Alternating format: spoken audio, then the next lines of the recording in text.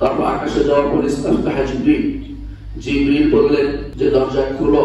ওয়াকিল মান আনতা, বলা হলো আপনি কে? ক্বালা জিবরিল, আমি হচ্ছি জিবরিল। কিরা উমার, আপনার সাথে কে? বলা হলো মুহাম্মদ।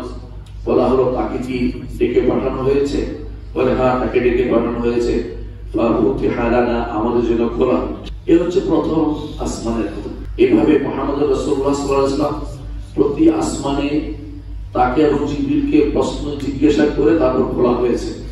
আসমানের দরজাগুলো সেভাবে সম্মানের সাথে মুহাম্মদ রাসূলুল্লাহ সাল্লাল্লাহু আলাইহি ওয়াসাল্লামের জন্য খোলা হয়েছে। তারা তাকে আহলান ওয়া সাহলান দিল, সাদর সম্ভাষণ জানালো। সেখানে তিনি পেলেন আদম আলাইহিস সালামকে। আদম আলাইহিস সালামকে তিনি পেয়েছেন। তিনি আদম আলাইহিস সালাম তিনি একদিকে তাকালে হাসে, আরেকদিকে তাকালে কান্নাকাটি করেন। তার সন্তানরা যারা ডান দিকে আছে তারা জান্নাতি, আর বাম দিকে তারা জাহান্নামী। এদেরকে নিয়ে তিনি কান্নাকাটি করছেন এবং জান্নাতীদের নিয়ে তার আনন্দ অনুভূত হচ্ছে। এটাও বর্ণনায় এসেছে। এ হচ্ছে প্রথম আসমানে আদম আলাইহিস সালাম। দ্বিতীয় আসমানে গেলেন, সেখানে তিনি পাইলেন দুজনকে, ঈসা এবং ইয়াহইয়া আলাইহিস সালাম, দুজনকে পেলেন। সেখানেও আদম আলাইহিস সালাম তাকে মুহাম্মদ সাল্লাল্লাহু আলাইহি ওয়াসাল্লাম বলেছিলেন, মারহাবান বিল ইবনি সালেহ ওয়া নবী সালেহ, মারহাবা আপনাকে আমার প্রিয় সন্তান, আমার নেককার সন্তান এবং আমার নেককার নবী, তার জন্য মারহাবা, স্বাগতম তাকে জানিয়েছেন। দ্বিতীয় আসমানে ঈসা এবং ইয়াহইয়া তাদেরকে পেয়েছেন, তারাও তাকে স্বাগতম জানিয়েছেন। তৃতীয় আসমানে তিনি ইউসুফ আলাইহিস সালামকে পেয়েছেন। রাসূলুল্লাহ সাল্লাল্লাহু আলাইহি ওয়াসাল্লাম বলেন, আমি তাকে দেখেছি যারা সৌন্দর্যের অর্ধেক আল্লাহ তাকে দিয়ে দিয়েছেন। চতুর্থ আসমানে তিনি ইদ্রিস আলাইহিস সালামকে পেয়েছেন। সেখানে হাদিসে বর্ণনায় আল্লাহ তাআলার বাণীটিও সাহাবী উল্লেখ করেছেন, ওয়ারাফা'নাহু মাকানান আলিয়া, উঁচু জায়গাতে তাকে উঠিয়ে নিয়েছি, তাকে অর্থাৎ চতুর্থ আসমানে উঠিয়ে নিয়েছেন।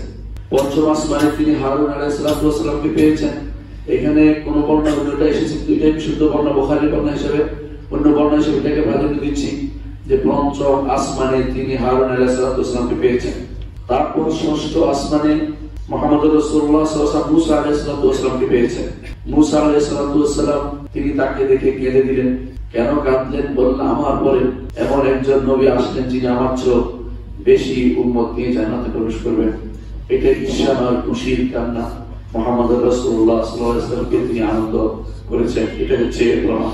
প্রতি আসমানে তারা প্রত্যেকেই মুহাম্মদ রাসূলুল্লাহ সাল্লাল্লাহু আলাইহি ওয়াসাল্লামকে স্বাগত জানিয়েছেন।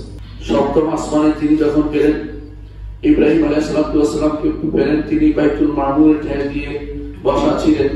ইব্রাহিম আলাইহিস সালাম তাকে বললেন, তোমার উম্মতকে আমার পক্ষ থেকে সালাম দিবে এবং বলবে জান্নাতের জন্য, জান্নাতের গ্রাস হচ্ছে, জান্নাতের মধ্যে যে মাটি আছে অত্যন্ত উর্বর, সেই মাটি গাছ লাগাতে হলে লা হাওলা ওয়ালা কুওয়াতা ইল্লা বিল্লাহ করতে হবে। এটা তিনি জানিয়ে দিলেন মুহাম্মদ সাল্লাল্লাহু আলাইহি ওয়াসাল্লামকে। মুহাম্মদ রাসূলুল্লাহ সাল্লাল্লাহু আলাইহি ওয়াসাল্লাম এরপর হাদিসে এসেছে হচ্ছে হাত্তা রফাইতু ইলা মুস্তাওয়াসাতি বিল আকলাম, এরপর আমাকে উঠানো হয়েছে যেখানে আমি কলমের শব্দ শুনতে পাচ্ছি, খসখস শব্দ। এই কলমে কি লিখছে? প্রতিদিন যা হচ্ছে তা লেখা হচ্ছে। আগে যা লিখেছে তা তো লেখা হয়ে গেছে, এখনো আমি আপনি যা করি তাও লেখা হচ্ছে। কারণ সেখানেও আপনার আমলনামার কোনো কিছু বাদ যাচ্ছে না। ফেরেশতাও লিখছে, উপরেও লিখছে, কোথাও লেখা বন্ধ হচ্ছে না, সেটাও লেখা হচ্ছে।